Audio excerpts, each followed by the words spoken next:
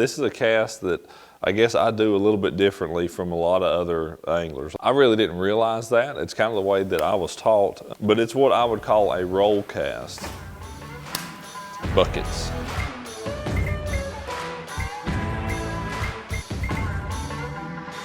Hey everybody, welcome back to the channel. We are here in the garage doing a little bit of casting and wanting to help teach you all some different casts and really going through every single type of cast that I use throughout a tournament season. Sometimes use most of them in a day, but really want to break down each different type of cast, and got 5 or 6 different ones that we're going to do a video on and really help, hopefully help you all learn the importance of different casts and, when to apply them out on the water. So something we wanted to do. And if you're watching this during, a nasty time of year, it's actually raining outside right now where we are here at the house in East Tennessee. So part of the reason why we're doing this inside. But if you're watching this during the time of year when maybe you've got cabin fever, this is a great way to work on your fishing for next year, in between that time of year when you can't be out fishing quite as much because the weather just won't allow it. Step one, especially with some of the closer quarter cast, not so much with distance cast, but closer quarter cast, if you're doing this, it's a great idea to elevate yourself a little bit above the floor. When we actually first kind of were setting up, I thought, man, this just feels weird. And it's because I was standing on the floor. Being elevated just a foot, 14, 16 inches up off the floor really simulates the way we are standing on the deck of a boat.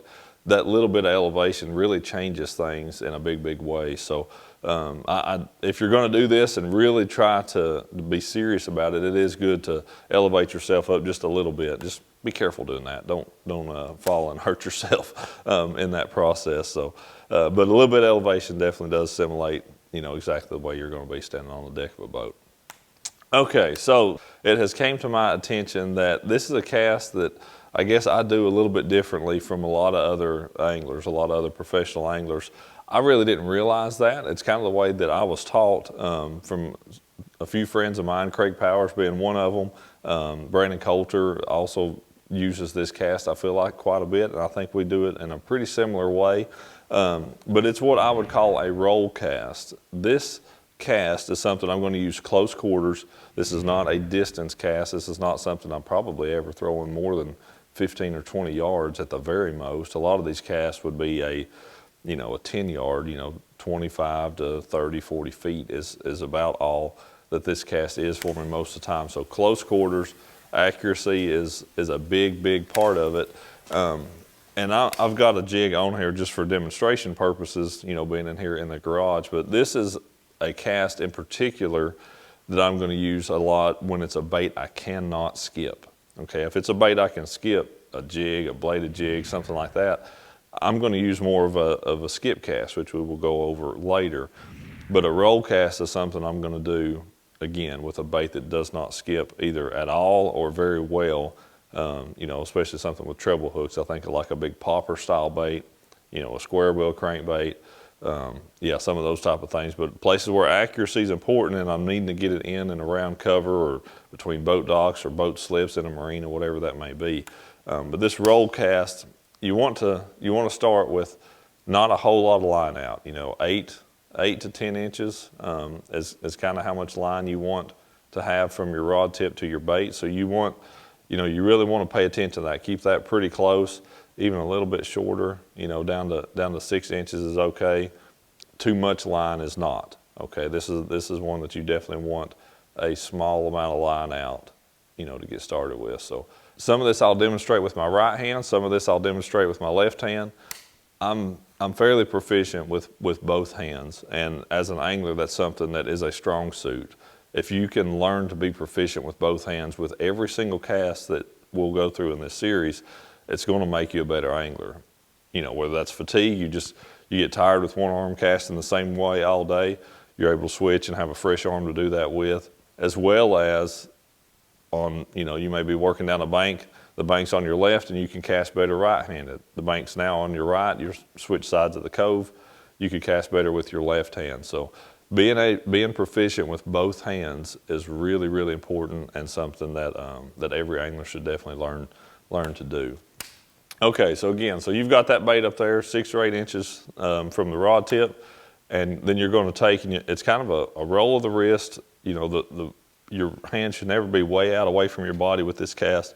It's all pretty close to you, and you want to kind of make a loop with the rod, and then as you end that cast, as you let go of the bait with your thumb, you're going to kind of raise the rod tip. And that's to guide the bait some, but also to keep the line off of the water, to keep it from getting down in the water and creating drag. That's something that you'll hear on multiple casts throughout this series. So let's see if we can do it here. I've got the boat actually right here behind the camera, so I'm casting under the trailer while we're doing this. But it's kind of a quick little flick of the wrist. And again, we're a little bit limited in here on space. But you can see as I finish that cast how I raise the rod tip.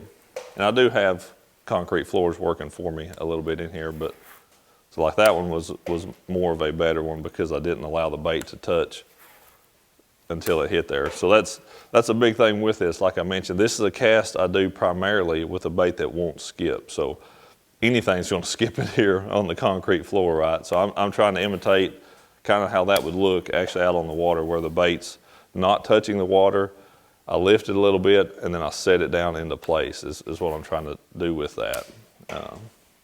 I'm able to get that back up. You know, I'm going out the other side of the boat trailer with that cast right now, but then raise the rod tip and stop it with your thumb, you know, when you're getting to the place where it's going to be or right before it hits the water. My strongest way to make a roll cast is with the rod in my right hand, and then I kind of come across my body. Okay, so you know that's what you're watching me do right here is starting with it across my body like that. A lot of people make a roll cast with the rod in their left hand, and then they're going to kind of do the same cast. So it would look something more like this. And I find myself doing that sometimes from time to time, but I feel like with the rod personally in my right hand, I'm able to get, I guess it's the fact that with the rod in my right hand, the bait ends up more straight in front of me. So like right where I'm looking straight off to the side of the boat or whatever direction that is, for me the bait goes there a little better. When I do that roll with the left, I kind of have to bring my arm out a little bit more, you know, to get the bait to go where I want. Where with it's in my right hand, even though the rod's across my body, it ends up going a little bit more straight in front of me. I can do this with my right hand, you know, kind of on an open side too, but that's definitely a weaker angle for me to do that off of my right hand side and to the outside. So